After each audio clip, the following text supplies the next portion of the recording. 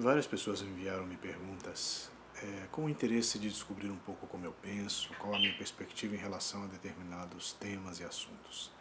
Procurarei responder principalmente elucidando a minha forma de pensar, os ângulos, as perspectivas, as estruturas, não é? A primeira pergunta que me chega é como eu enxergo o fluir da vida, né? Primeiramente, para mim, tem a ver com a forma como nos movimentamos dentro daquilo que a vida nos oferece. A coordenação dentro da forma como nos entendemos e nos compreendemos em relação ao que chega até nós. Por outro lado, se nós estamos em completo descompasso, coordenar-se com o ritmo do universo, da vida, dos acontecimentos em relação à sua existência, é uma das primeiras plataformas que eu encontro para você se descobrir em meio à movimentação externa. Até porque é muito comum que nós estejamos em descompasso, que o nosso movimento interno não esteja de acordo com as circunstâncias externas. Assim, a compreensão ela tem muito a ver com a adaptação aí, né? Em conseguir enxergar um mesmo ponto por várias perspectivas, em conseguir compreender o movimento estruturado que está dentro da sua perspectiva pessoal e principalmente dentro da sua linha de arguição em relação à vida. Então, essa coordenação em relação aos movimentos, em relação à forma como nós entendemos o fluxo vital, seja ele para bem ou para mal, ela vai ser preponderante na sua decisão em relação ao futuro. Ela vai ser preponderante na decisão de como você está trabalhando o seu presente para que o seu futuro tenha pelo menos um pormenor equivalente com o seu presente. Ainda que o presente projete o futuro, nem sempre nós somos capazes de enxergar com perspectiva para que esse presente possa servir como base de estruturação para um futuro dentro das nossas metas, dos nossos objetivos.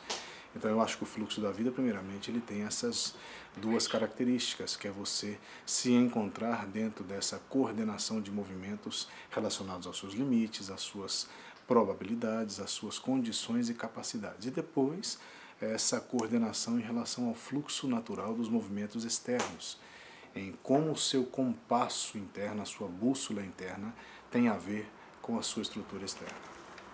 A segunda pergunta me diz como eu poderia lidar com a agressividade das pessoas.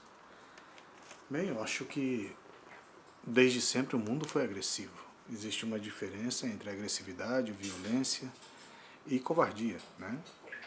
Então, que o mundo é agressivo, sim. Nós somos agressivos de maneira verbal, de maneira física, de maneira mental, consciencial. Talvez essa percepção da agressividade ela seja mais interessante quando você compreenda que o equilíbrio ele tem muito a ver com você se encontrar em meio ao caos, não é? Eu acho que a agressividade ela não pode ser uma estrutura natural nem essencial na sua existência. Ainda que em determinados momentos as pessoas acreditem que a agressividade ela é fundamental, o que para mim não é verdade, a forma com que nós nos coordenamos dentro da agressividade de algo ou alguém vai nos oferecer uma resposta primária, secundária e ternária em relação ao tema. Se você olhar, por exemplo, uma helicoidal, nós estaremos sempre lidando com situações acima e abaixo, né? Ou seja, nós estaremos sempre repetindo mesmas atitudes, mesmas palavras, mesmos pensamentos, mesmas emoções, sendo que as espirais, em geral, elas se aceleram e terminam. Então, se nós conseguimos nos manter lúcidos, firmes em relação a essa espiral, nos seus momentos de princípio, perduração e aceleração, possivelmente aquele momento passa, aquele momento termina e logo as coisas voltam ao seu lugar de origem. Então, para mim, um momento agressivo, um momento de agressividade, ele deve ser observado com uma lucidez, uma claridade mental, sabendo que aquilo logo passa. Ela é uma espiral. Então, se ela é uma espiral, ela vai se acelerar. Possivelmente ela vai chegar ao seu ápice e daí vai se dissipar. Talvez o mais difícil aí seja você se manter lúcido em todos esses processos, de princípio, aonde ela começa, aonde ela se sustenta, aonde ela acelera e aonde ela termina, né? Agora, no momento que termina, terminou. Não pode ser uma helicoidal, porque senão você estará sempre voltando na mesma frequência e proporção àquele ponto. Terceira pergunta é sobre o mundo e a incompreensão. Bom, vai depender da perspectiva que estamos observando essa incompreensão, né? Se compreensão ou compreender algo é ver um mesmo ponto sobre várias perspectivas, talvez a incompreensão aí seja não querer ver, né? Talvez caiba aí um pouco da ignorância no sentido de ignorar, de não querer observar, e tudo aquilo que não compreendemos naturalmente nos envenena. Daí podemos ter emoções complicadas, sentimentos avassaladores e atitudes que vão ser ainda menos desejadas, ou atitudes que poderão gerar consequências complicadas. Então, não é que o mundo está incompreensível, as pessoas estão incompreensivas. Não, eu acho que o momento é um momento de distração, um momento de tudo, né? É um momento onde a quantidade de informações, a quantidade de acesso ou a facilidade a informações está transtornando um pouco a consciência no sentido da reflexão. Está nos transtornando no sentido da condição de observar com olhos de ver, com coração de sentir, com ouvidos de ouvir, né?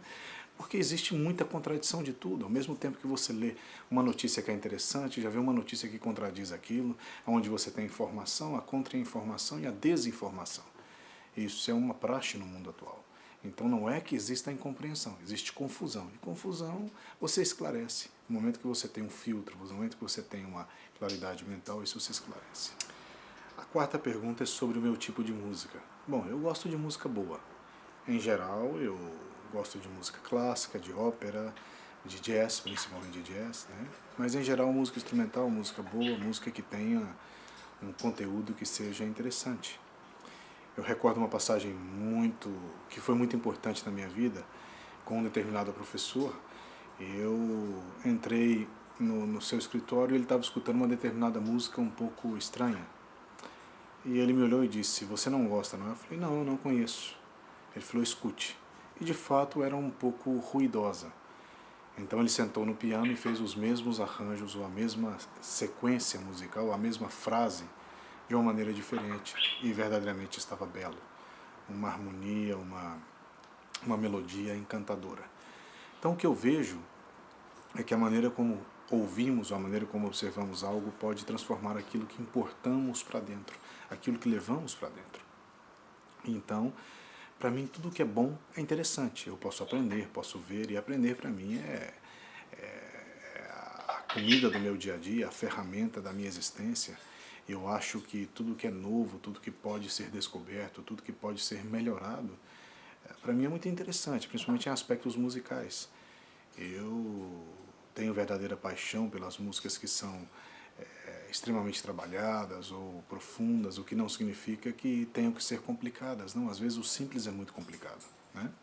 E fazer o simples soar bem é muito complicado, tal como uma pintura.